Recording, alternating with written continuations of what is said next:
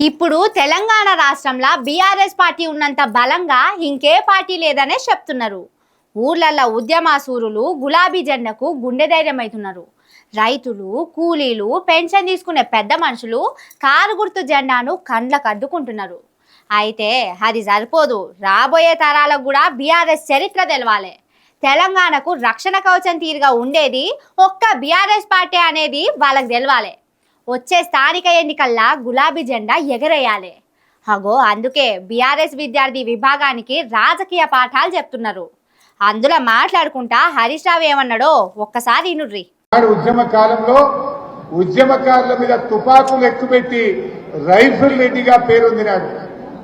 ఇవాళ రేవంత్ రెడ్డి ఎన్ని నాటకాలు ఆడినా చరిత్రలో మాత్రం ఆయన తెలంగాణ ద్రోహిగానే మిగిలిపోతాడు. తెలంగాణ ద్రోహుల చరిత్ర ఒక లిస్ట్ అంటూ రాస్తే మొదటి పేరు చంద్రబాబు నాయుడు ఉంటే రెండవ పేరు రేవంత్ రెడ్డి పేరు ఉంటుంది.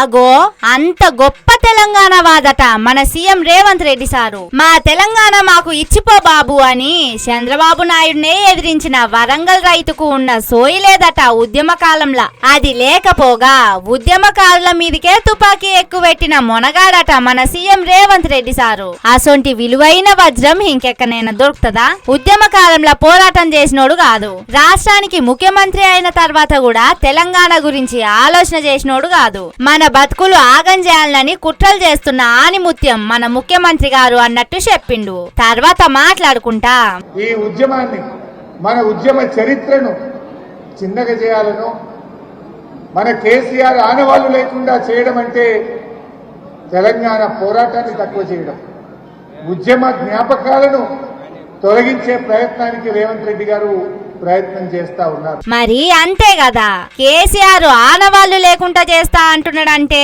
అది కేవలం కేసీఆర్ ఆనవాళ్లే కాదు, తెలంగాణ ఉద్యమ ఆనవాళ్లను లేకుండా చేసుడు, దాన్ని గురుదక్షిణగా చంద్రబాబు నాయుడుకు ఇచ్చుడు, ఉద్యమంలా పాల్గొనడు, తెలంగాణ కోసం కొట్లాడినోళ్ల మీద తుపాకులు ఎక్కువ పెడతాడు, ఆ తెలంగాణ ఉద్యమం ఆనవాళ్లు లేకుండా చేస్తా అంటుండు. అసొంటి మనిషి మన ముఖ్యమంత్రి అయిండు.